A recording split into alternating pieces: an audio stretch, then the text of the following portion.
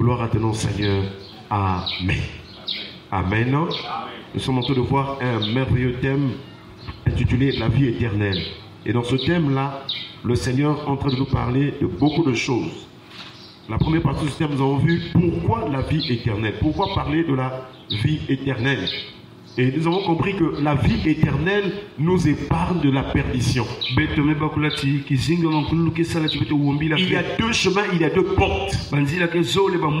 Soit que tu es sur le chemin qui conduit à la vie au ciel. C'est-à-dire quand tu pratiques ce qui est droit juste devant le Seigneur Dieu, ton âme est sur le chemin qui mène en haut. Le sentier de la vie qui mène en haut. Mais si tu vis selon le péché, tu vis selon les œuvres du diable, tu fais la volonté des démons, ton âme est sur le chemin de la perdition. Mais pour nous que nous en avons encore le temps sur la terre, quand tu te réveilles, quand tu marches, n'oublie pas de te repentir. Dieu a besoin de ton cœur. Il a dit, mon fils, donne-moi ton cœur. Et que tes yeux se plaisent dans mes voies. Est-ce qu'on parle un peu le Seigneur? Chers frères et sœurs, le monde nous présente beaucoup de choses. Il y a beaucoup de choses dans ce monde qui nous attirent. Mais la vie est un choix. Il a dit à Moïse, choisis la vie.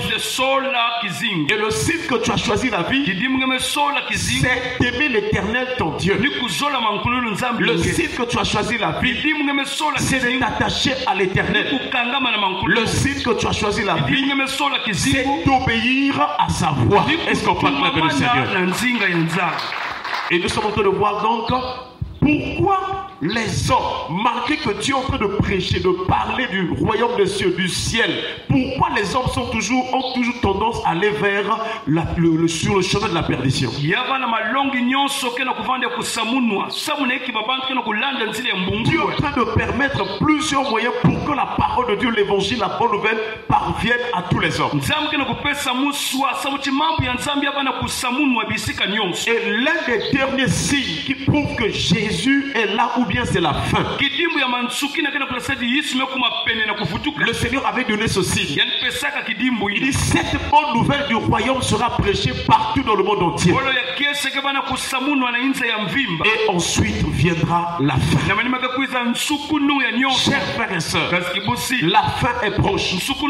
Parce que la parole de Dieu est déjà prêchée partout. Même chez les pygmées, il y a des missionnaires qui vont pour prêcher la parole. Cela veut dire que la fin est proche. Alors il faut veiller et prier. Tu dois abandonner les mauvaises voies. Tu dois t'éloigner de l'iniquité. Tu dois abandonner la vie du monde, la vie de la boisson, la vie des cigarettes, la vie de la débauche, de la publicité. Toutes ces choses conduisent dans les séjours des morts. Chers frères et sœurs, la Bible déclare, n'aimez point le monde, ni les choses qui sont dans le monde. Si quelqu'un aime le monde, l'amour du Père n'est point en lui. Chers frères et sœurs, nous devons abandonner l'orgueil, parce que toutes ces choses conduisent dans la perdition. Et le Seigneur nous a fait comprendre pourquoi les hommes aiment faire le contraire de ce que Dieu a dit. La Bible est là, la parole de Dieu est là, mais pourquoi les hommes préfèrent le péché? C'est parce qu'il y a ce qu'on appelle les illusions de la perdition. Il y a des choses que l'ennemi a placées sur cette terre, dans lesquelles les hommes sont plongés. Le cœur de l'homme pense que c'est bien. Or, derrière ce que le cœur de l'homme pense que c'est une bonne chose, alors il y a vraiment la voie de la perdition. Nous avons cité donc l'irritation, l'abattement, la jalousie, les complots. Alors toutes ces choses conduisent dans la perdition. Et nous sommes présentement sur un autre élément, l'incrédulité. Nous avons défini l'incrédulité comme le manque de foi, le manque de croyance. Il y a des gens qui ne croient pas en Dieu. Il y a des gens aussi qui viennent à l'église, qui croient un peu, mais dans d'autres domaines ils ne croient pas du tout. Mais moi aussi je prie. Je suis enfant de Dieu. Mais ça là je ne peux pas. Là on demande trop. Nous devons croire vraiment totalement en l'éternel. De la même manière que notre amour pour le Seigneur. Nous devons aimer Dieu de tout notre esprit, de toute notre âme, de toute notre force et de toute notre pensée. Notre foi aussi, nous devons croire vraiment en Dieu totalement. Chers frères et sœurs, et nous sommes en train de voir donc l'incrédulité. Le texte de base que nous avons, c'est 2 Corinthiens chapitre 4 verset 3 à 4. Paul est en train de montrer que si la parole de Dieu est refusée par les hommes, qu'est-ce qui se passe spirituellement? Il dit, si notre évangile est voilé, il est voilé pour ceux qui périssent, pour les incrédules, dont le Dieu de ce siècle a aveuglé l'intelligence, afin qu'ils ne voient pas briller la splendeur de l'évangile de la gloire de Christ, qui est l'image de Dieu. Maintenant regardez combien d'hommes et de femmes qui rejettent la parole, qui refusent même d'aller prier dans les églises. C'est l'aveuglement spirituel. Il y a un voile que l'ennemi a placé, mais c'est un voile spirituel qui est en train de couvrir, qui est en train de bloquer les esprits des hommes. Et à travers ce voile, les hommes sont incrédules, endurcis. Même quand tu dis que Dieu a dit abandonne le péché, il dit non, je vais continuer. Il dit vous pensez c'est quoi? Et d'autres encore dit que je sais que Dieu va toujours me pardonner. Oui, Dieu pardonne.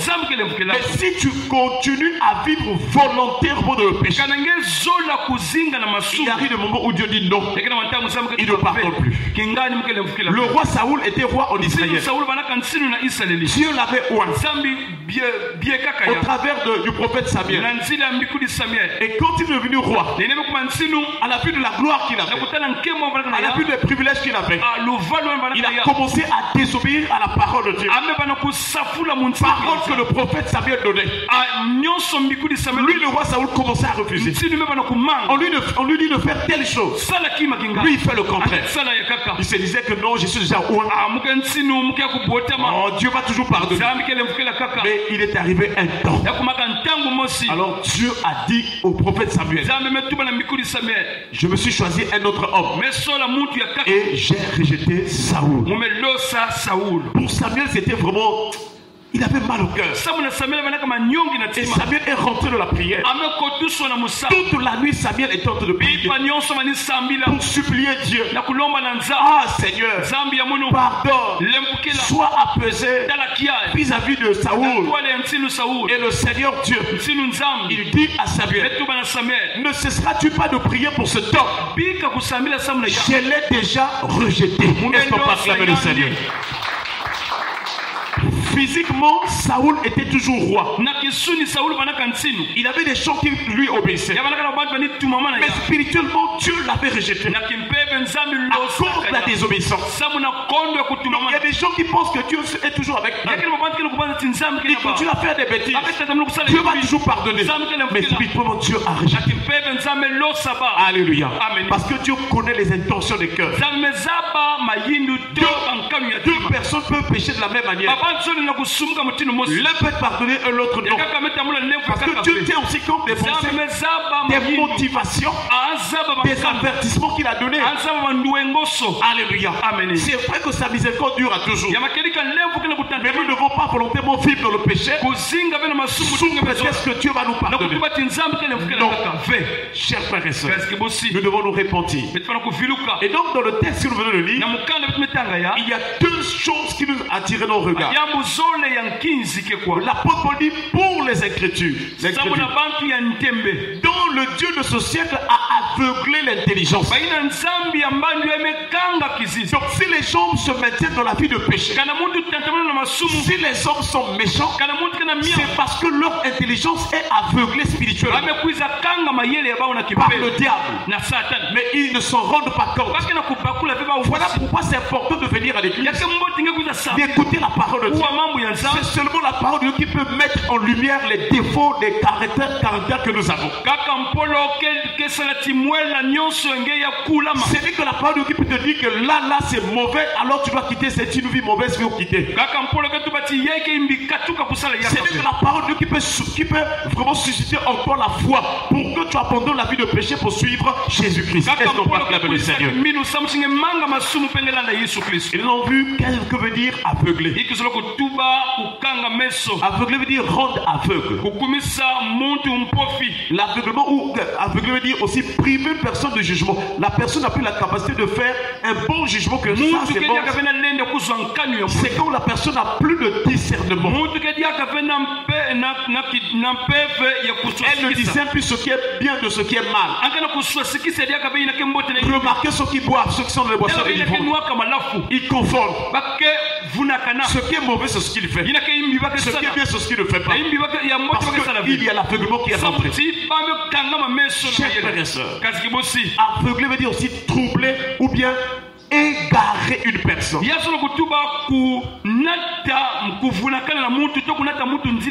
Égarer donc une personne qui s'éloigne de Dieu. Elle peut être physiquement à l'église, mais spirituellement à cause de ses péchés, des choses qu'elle a acceptées. Elle est loin du Seigneur. Lorsque Adam et Ève ont péché, la Bible déclare que l'homme et la femme s'enfuirent loin de la face de l'Éternel. Le péché t'écarte la voie du Seigneur. L'aveuglement, l'égarement t'était loin de Dieu. Mais nous prions ce matin que ton cœur revienne au Seigneur. Alléluia. Est-ce qu'on peut acclamer le Seigneur?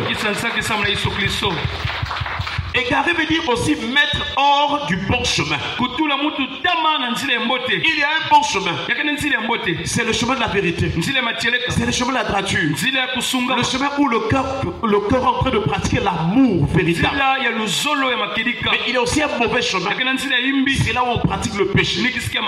Regarde ta vie. Est-ce que tu es sur le bon chemin à travers ta conduite, à travers ton comportement? Comment réagis-tu vis-à-vis des autres? Quelles sont tes paroles? Les paroles qui sortent de ta bouche, est-ce que ce sont des bonnes paroles ou bien des mauvaises? Est-ce que ce sont des insultes, des injures? Ah, chers frères et sœurs, il y a deux choix. Il y a deux choses à choisir. Soit tu choisis la mort, soit tu choisis la vie. Et nous voyons que le diable cible l'intelligence de l'homme. Et c'est ce que Satan, le serpent ancien, a fait devant Ève. Il lui a dit ce qui était contraire à la volonté de Dieu. Malheureusement, Ève est tombée dans le piège. Que Dieu nous délivre des pièges du diable au nom de Jésus. Alléluia. Amen. Ce matin, nous voyons encore que l'égarement bloque l'intelligence. L'égarement influe sur la connaissance. Mais la bonne nouvelle, c'est que la puissance de Dieu, Dieu est tout puissant sur l'égarement. Est-ce qu'on peut appeler le Seigneur? Quand le diable vient pour t'égarer, alors Dieu se lève. Si du moins tu reviens à lui, si tu demandes pardon, si tu confesses tes péchés, Dieu va se lever pour neutraliser. Parce que Dieu est le maître de tout. Alléluia. Amen. Quel que soit l'égarement là où le diable t'a tombé, Dieu est capable de te délivrer. Nous avons un merveilleux texte. Job chapitre 12. Le verset 16. Il est écrit: il possède la force et la prudence. Il maîtrise celui qui s'égare ou fait égarer les autres. Est-ce qu'on peut acclamer le Seigneur? Chers frères et sœurs, Dieu est tellement puissant. Le texte de la Bible dit que Dieu donc possède la force et la prudence. Ça dit que c'est en Dieu que nous pouvons avoir la force et la prudence. Le diable emploie ces moyens. Mais si nous avons la prudence, nous allons éviter ce que le diable nous propose ou bien fait. Non seulement Dieu possède la force et la puissance, mais Dieu maîtrise celui qui s'égare ou fait égarer les autres. Alors si ton cœur est en Dieu, si ta vie est attachée à Dieu, même si entre temps tu étais égaré, le maître des temps et des circonstances, le Dieu tout-puissant te viendra au secours et il te délivrera de la main de ceux qui t'avaient égaré. Alléluia. Amen. Et donc ici on dit il possède la force. Est-ce qu'on parle avec le Seigneur? Que veut dire la force? La force veut dire le pouvoir. Dieu est donc disposé, il a le pouvoir, il a la capacité, il a à sa disposition, il a la force d'agir. Et quand Dieu agit, personne ne peut lui dire que toi, pourquoi tu fais comme ça, tu dois arrêter. Personne. Il est au ciel, il est souverain, il est au-dessus de tous, il est le Père de tous, il est parmi tous, il est en tous, c'est le Dieu tout puissant. Lorsqu'il s'élève en ta faveur, dans toute sa puissance, les démons fléchissent, les maladies quittent les corps, les situations difficiles te quittent, tout ce qu'on avait placé dans ta vie, que mal de mauvais libère, parce que le tout-puissant s'est levé en ta faveur. Alléluia. Amen. Voilà pourquoi nous devons apporter notre cœur, accepter le Seigneur, laisser Dieu vivre en nous. Il possède la force. La force veut dire aussi la capacité, l'autorité, la possibilité d'agir sur quelqu'un ou sur quelque chose. Chers frères et sœurs, si tu donnes ton cœur à Dieu, là où tu es faible, la puissance de Dieu se manifeste en ta faveur et tu sortiras plus que vainqueur. C'est pourquoi Jésus est venu comme une faible plante. Il est venu, il était négligé, les gens ne croyaient pas en lui, mais pourtant c'est lui qui avait la puissance, la puissance de Dieu. En lui habitait corporellement toute la plénitude de Dieu. Voilà pourquoi il déclare l'unité précède la gloire. Si tu acceptes de t'humilier, la puissance de Dieu va se manifester en toi. Tu feras des exploits, tu iras de l'avant, tu vas conquérir, tu vas régner, tu vas dominer, tu seras la tête et non la queue, tu seras en haut et non en bas, parce que l'Éternel t'a élevé. Alléluia. Amen.